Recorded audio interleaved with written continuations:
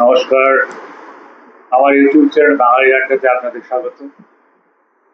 আমার আজকের বিষয় পরিচালক বিমল রায়।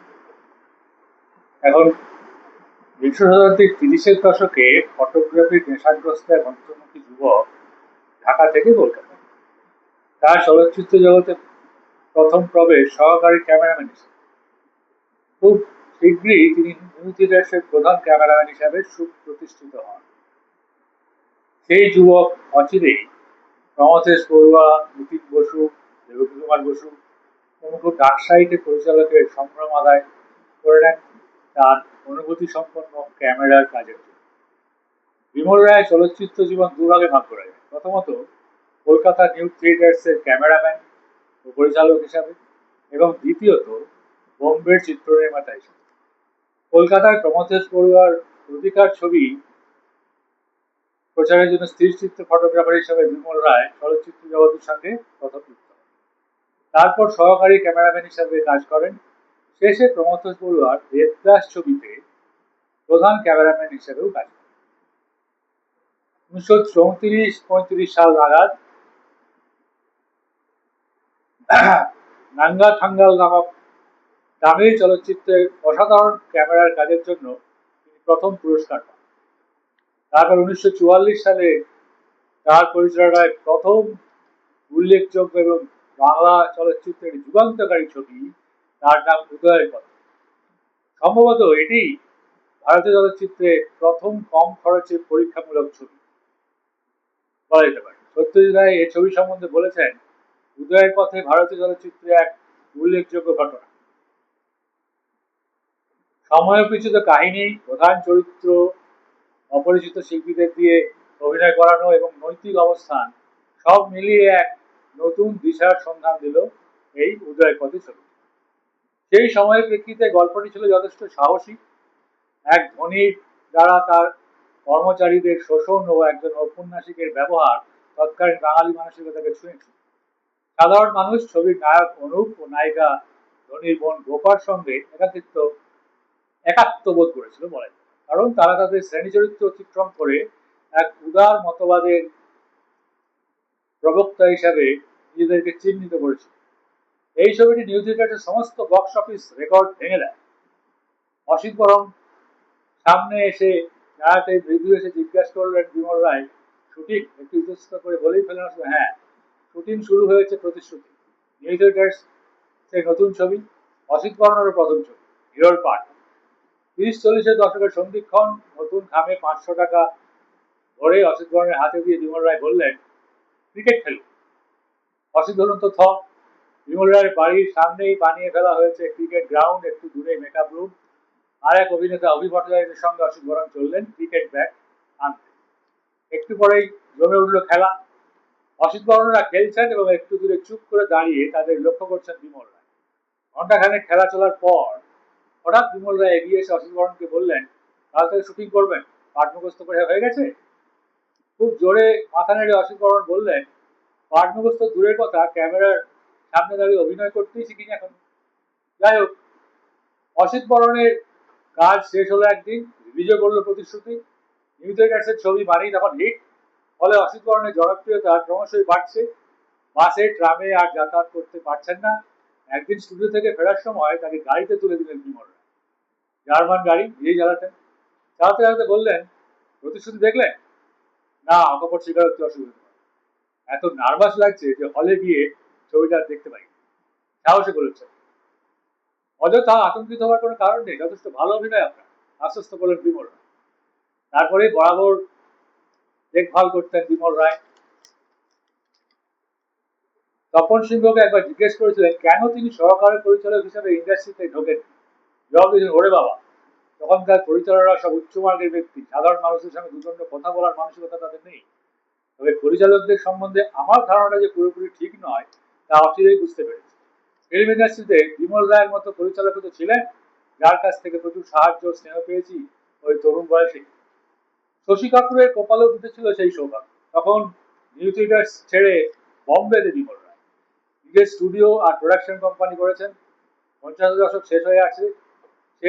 অন্যদিকে ছোট্ট পরিবার শশী কাপুরের নিজের রোজগারিতে চালাতে হচ্ছে। ভাইদের দিক থেকে কোনো আর্থিক সাহায্য আসছে না। দুটো জিনিসের পর দুটো জিনিসের খুব দরকার, তার একটা কাজ, অন্যটা টাকা। হঠাৎ দেখা বিমল রায়ের সঙ্গে একটা ফিল্ম পত্রিকার ডিনারে।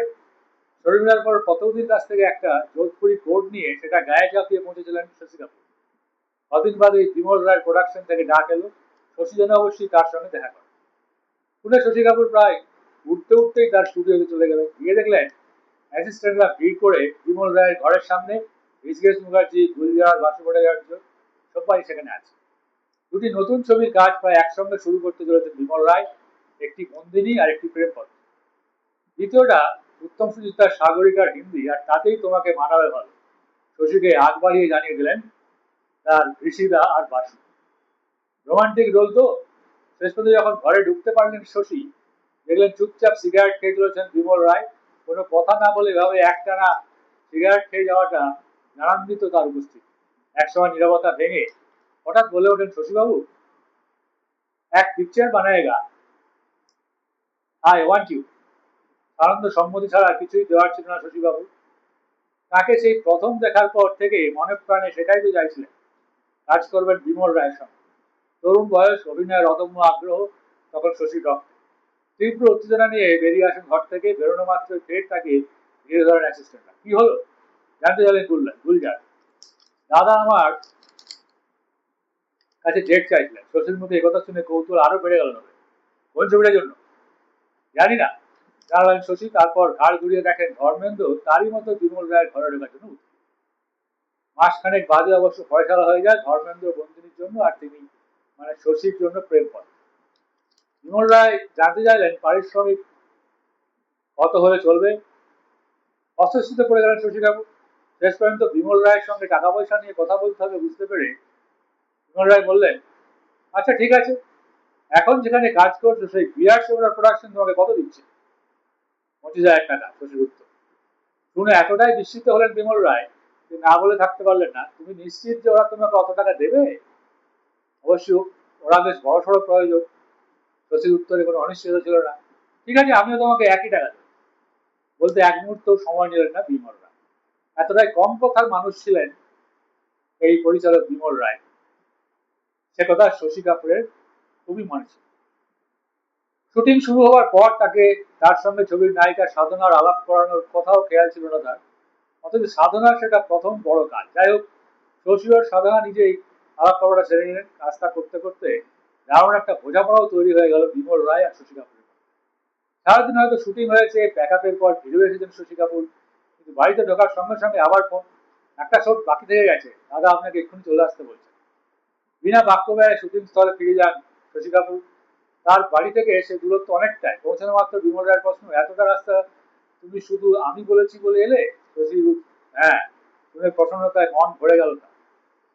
রিলিজের পর যে খুব জ্বলেছিল প্রেমপত্র তা নয়, তবে শশীর তাতে যাতে অসুবিধা না হয় তার চেয়েও বেশি অপরাধ বোধে বুঝলেন পরিচালক বিমল রায়। যখন দেখা হতো তখন তাকে ডেকে বলতেন, फिर से तुमको लगा हम एक साथ काम करें, you are one of us at BRP.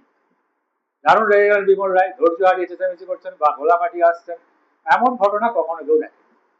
বরং কেউ ভুল করলে তাকে বোকার পরিবর্তে নিজের কাঁধেই নিয়ে নিতেন দায়িত্ব। একবার অ্যাসিস্ট্যান্ট ক্যামেরাম্যান ক্যামেরার লেন্সের ঢাকনা খুলতেই ভুলে গিয়েছিলেন। সকাল থেকেই শুরু হয়েছে শুটিং। দিলীপ কুমার অভিনয় করছেন সে ছবিতে।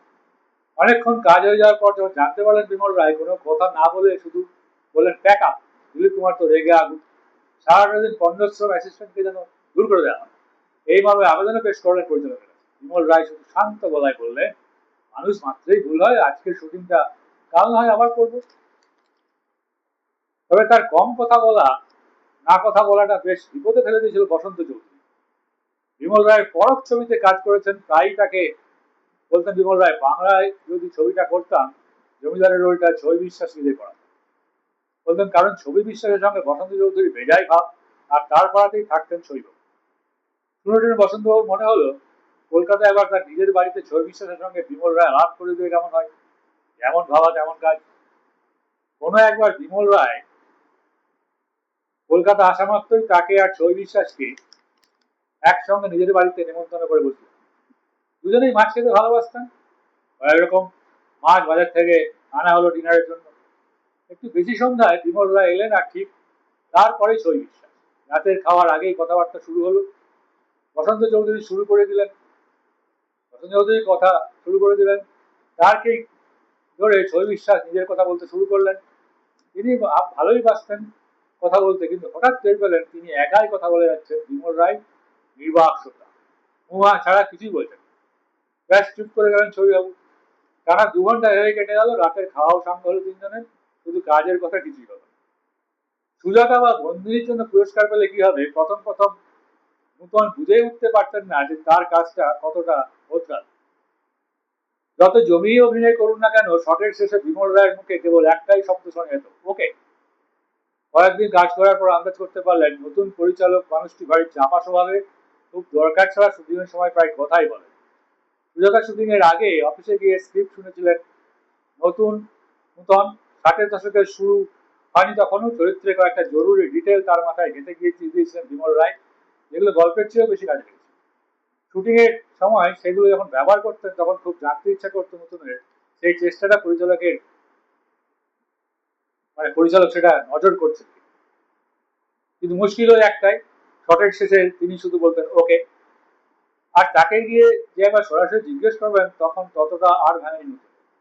একবার একটা দারুণ ইমোশনাল শট চুটিয়ে অভিনয় করে নূতন একটু দূর থেকে লক্ষ্য করলেন বিমল রায়কে, দেখলেন দুটো চোখই ভিজে উঠেছে তার। ব্যাস ওদিন থেকেই আর ভেঙে গেল। ভরসা পেলেন নূতন ঠিকঠাক হচ্ছে তার কাজ।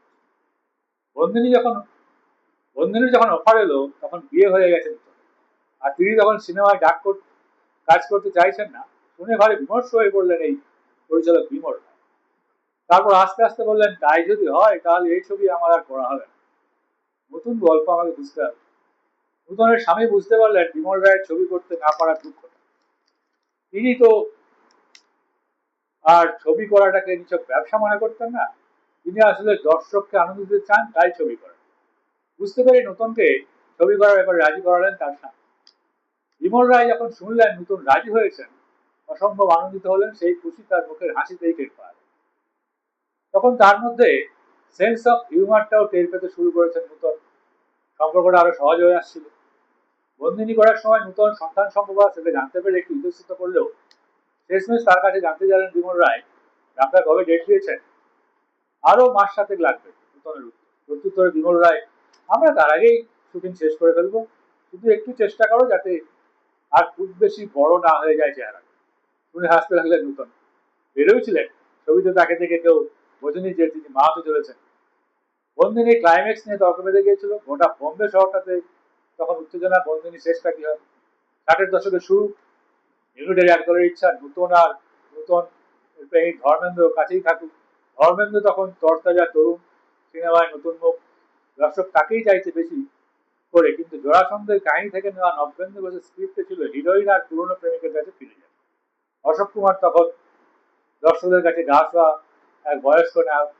বিমল রায় কিন্তু মূল কাহিনীটাই মেনে নেবেন। ধর্মেন্দ্রকে হারিয়ে জিতে গেলেন অশোক কুমার। জনপ্রিয়তা হতে একটুও কমল না। একদিন মাঝরাতে হঠাৎই ঘুম ভেঙে গেল মনোবিনার।